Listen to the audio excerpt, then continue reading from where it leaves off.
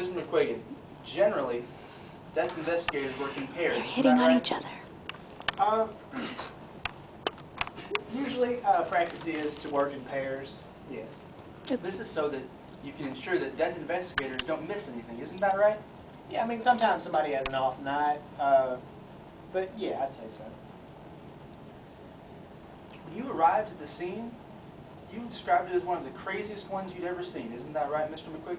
Oh, it was. I mean, I tell you, the security at the Midland Civic Center. Thank you very much, Mr. Mcquiggan. Thank you very much. You've answered the question already. Now, Mr. Mcquiggan, your initial thought was that it might be a homicide. Isn't that right?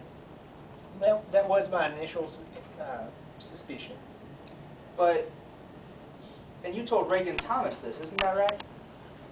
I mean, what I said was generally now, Mr. that Mcquiggan, did you or did you Objection. Not? I ask that my witness answer his question.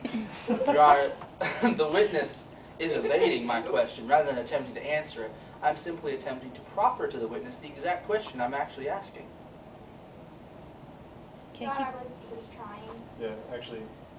I ask that you give him a little leeway. Continue. Yes, Your Honor.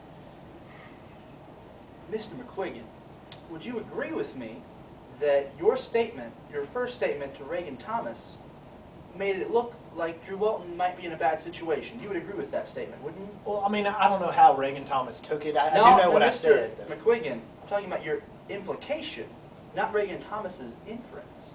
You implied to Reagan Thomas that the situation didn't look good for Drew Walton. Isn't that right? Yes, I did imply that. Mr. Mcquiggan, isn't it also true that you later implied to Reagan Thomas that the investigation was ongoing? Isn't that right? Yes, I mean, at that time, I had just gotten there, and so I told him that we were still looking over the facts. Thank you, Mr. Mcquiggan. You answered the question. Now, Mr. Mcquiggan, after you told Reagan Thomas this, you continued to investigate into the scene of the death. Isn't that right? Yes, that's what death investigators do. Mr. Mcquiggan, from that point on, you conducted several tests and even bagged up some evidence that night. Isn't that right? I wasn't able to do any testing at the scene, but I was able to bag the gun and the gloves of Lane Hamilton and Drew Walton. Reagan Thomas never did any follow-up conversation with you on the death of Lane Hamilton. Isn't that right? No, a lot of reporters talked to me, but I don't think I remember Reagan Thomas ever coming up again. Now, Mr. Mcquiggan, you cited a lot of information previously with Ms. Pykosh.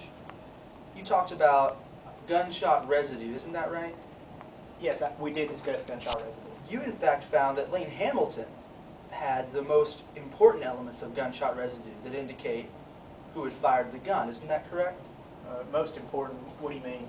Well, in your report, Mr. Mcquiggan, you cite that Lane Hamilton had key elements residing on his gloves. Isn't that right? Yes, but like I said, they were both covered in gunshot residue. Mr. Mcquiggan, thank you very much for your qualification, but let me redirect you to the question. Lane Hamilton's gloves had key elements that you felt were most in line with the person who had fired a gun. Isn't that right? Yes.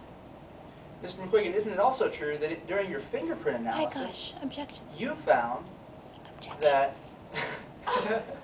while Drew Walton's fingerprints were present on the gun, there were in fact several unknown fingerprints. Isn't that right?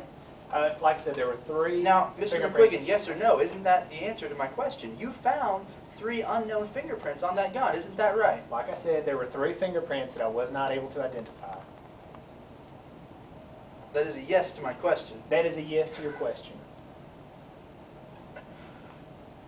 Mr. Mcquiggan, the totality of the evidence led you to believe that it was a suicide. Isn't that right?